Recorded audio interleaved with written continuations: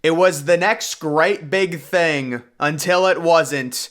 Guys, today I wanted to talk about the rise and the fall of Dome Stadium starting all the way back in the 1950s with the first proposals. One of the first proposals was the Brooklyn Dome. It's interesting because you think of domes in the MLB, they're completely obsolete. It's actually the exact opposite when you compare the MLB to the NFL. MLB has kind of modernized the idea of the retractable roof replacing the fixed dome, when the NFL really has gone in the opposite direction and they go with more of a see-through translucent roof. The MLB back in the 50s, the Brooklyn Dodgers, the last pitch to stay in Brooklyn was a massive dome that included a movie theater inside of it along with a shopping mall. Pretty crazy back in the 1950s. Nowadays, we wouldn't even think. I mean, movie theaters are kind of unfortunately going out of business with the rise of all the streaming, and the same thing with shopping malls. We see a lot of dead malls around, but this was a proposal back in the 50s. And one of the things that really stuck with me, there were so many proposals for MLB domes. Everyone in the 1950s and 60s wanted to build a dome. This was the first big one. And of course, we had the Astrodome, the first ever dome stadium in the MLB. You know, the eighth wonder of the world in Texas, air conditioning, the natural light getting let in. Very, very nice. You also had the Metrodome. That was a little more multi-purpose, as well as the Kingdome, which was also multi-purpose with the Seahawks and the Mariners. But just taking a look at some of these designs, the 1960 Dallas Dome, this was a proposal in Dallas, Texas. All of these designs look very, very similar, but this does make sense. You're in Texas, you need to build a dome because of the weather, but that ended up not happening. The great big famous Delta Dome, which was a proposal in 1964 for a multi-purpose dome stadium. The interesting thing about cookie cutters, we always think of them, none of them really outside of the Astrodome were enclosed. I guess you could say the Kingdome, but they were mainly outdoor stadiums. The Delta Dome was in Portland, Oregon, and the idea was it would get an MLB and an NFL team to the area. It did not end up happening. Looking back at these designs, it's funny because right now in 2023, if something like the Delta Dome actually got built and let's say opened in 1970, it would have probably already been knocked down at this point, or it would be like the Astrodome. So it's pretty crazy to think like that. This was the Shea Dome concept.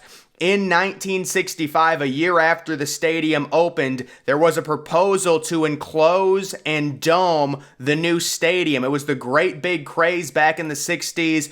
Everyone gets a dome. And of course, the funny thing with these domes, none of them have any natural light. Nobody was really thinking along those lines outside of a few designs that we'll get to. This would have cost an additional $5 million at the time to enclose the stadium. Now, when it comes to adding a retractable roof, in today's money, we're talking about minimum $300 million. But this does seem like one of those really cheap roof designs to cover Shea Stadium. This was the 1965 Boston Dome proposal, and this actually was a unique retractable roof made up of 12 diamond-shaped sections that moved outwards to open and close. So this was one of those really weird concoctions. And yes, they should have, imagined they knocked down Fenway for this thing. This thing already would have been knocked down. They probably would have knocked it down in like 2002 and rebuilt Fenway Park. Maybe even earlier. But that was multi-purpose. This is the 1966 Kansas City Dome proposal.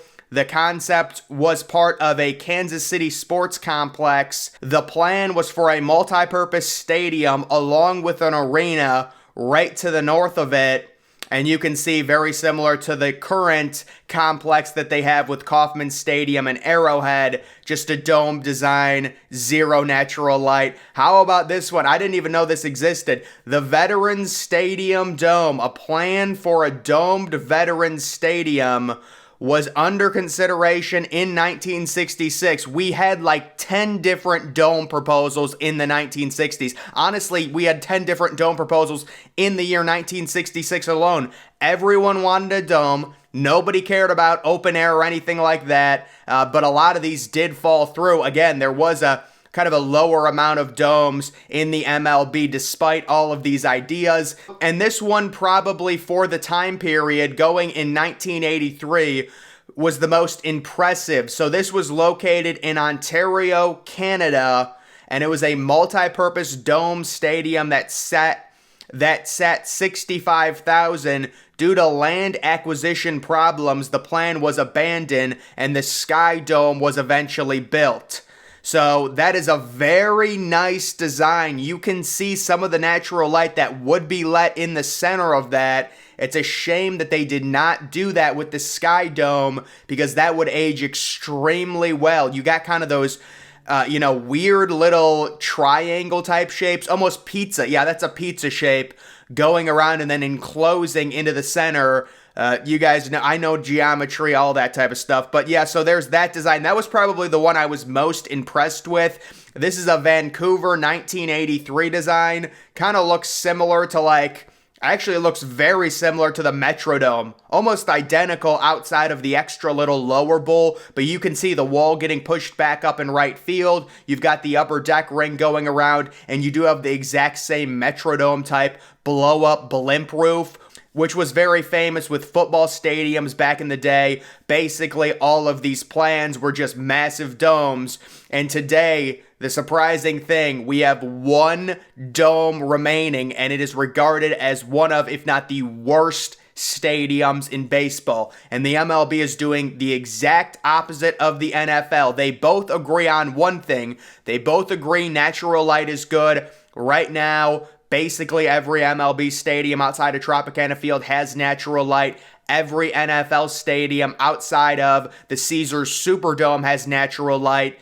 But it's different in terms of the MLB has moved from fixed closed domes all to retractable roofs. We're seeing more and more retractable roofs. It's gotten to the point with the MLB where you have Las Vegas where it gets to be 115 degrees in the summer. They're even planning a retractable roof, even though it's not going to be open very much. Probably April and September, I would say, if they do end up getting a team. But with the MLB, the retractable roof has replaced the fixed dome. With the NFL, the exact opposite has happened. We're seeing more and more fixed, dome structures that have translucent roofs and natural light gets let in. Also, they do create airflow at the top as well. We've seen that with some of the newer ones. We've got a newer proposal with the Jacksonville Jaguars that have that. So it is interesting to see the different designs, but there were so many dome ideas back in the 50s and 60s. You even had San Francisco in 1983, a multi-purpose dome stadium was a proposal that happened. 70,000 seat capacity. Goodness gracious, imagine if that would have happened. Yikes.